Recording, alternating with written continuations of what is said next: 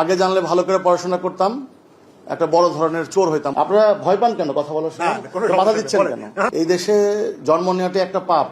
দাউদ হায়দার বোধহয় সম্ভবত কবিতাটা লিখে গেছেন। এটা একদম পুরোপুরি সত্য আমাদের ক্ষেত্রে এখন, কারণ এই দেশে জন্মগ্রহণ করছে। জন্ম নেওয়া না ব্যবসা করা? জন্মগ্রহণ করা করছে, এটা একটা পাপ, প্রথম পাপ। দ্বিতীয় পাপ হচ্ছে এই দেশে ব্যবসা করতে আসছি। আগে জানলে ভালো করে পড়াশোনা করতাম, একটা বড় ধরনের চোর হইতাম, হয় আমলাতন্ত্রে যাইতাম, চুরি করতাম, 2 নম্বরই করতাম। আমি মনে করি টোটাল সিস্টেমটাই করাপ্টেড। যখন সিস্টেমে থাকে তখন কথা বলে না, আর যখন সিস্টেম থেকে বের হয় তখন সিস্টেমের বিরুদ্ধে বলে। এটা একটা দ্বিচারিতা। বাংলাদেশের যারা আমলাতন্ত্রে আছে তারা বেস্ট স্টুডেন্ট বলে আমরা মনে করি। তাদের কেন ক্ষোভ আমাদের দেশের প্রতি? কেন তাদের বিদ্বেষ আমাদের দেশের সাধারণ মানুষের প্রতি?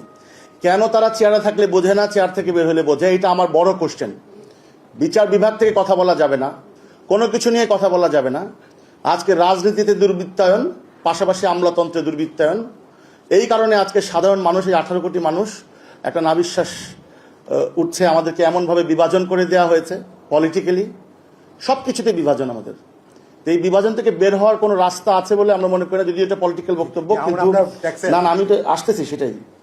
আমাদের নিয়ে যে কথা বলবে, আপনারা ভয় পান কেন কথা বলার সময়? বাধা দিচ্ছেন কেন? না, বিভাজন এমন একটা জায়গায় চলে গেছে, কেউ কথা বলছে না।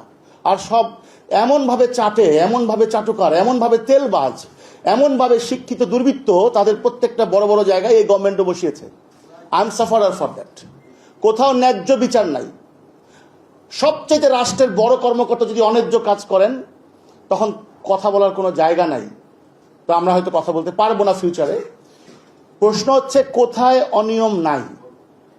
আর সবচেয়ে বেশি খড়গ পোহায় আমাদের মতো যারা প্রান্তিক ব্যবসায়ী বলি আমরা, প্রান্তিক জনগোষ্ঠীকে নিয়ে আমরা কাজ করি। আপনি দেখবেন সর্বোচ্চ সবসময় অভাব শুধু গার্মেন্টস সেক্টরে। বিটিএমই, বিজিএমই, বিকেএমই, তাদের অভাবগ্রস্ত শেষ হয় না। তারা ব্যাংকের টাকা সব নিয়ে গেছে।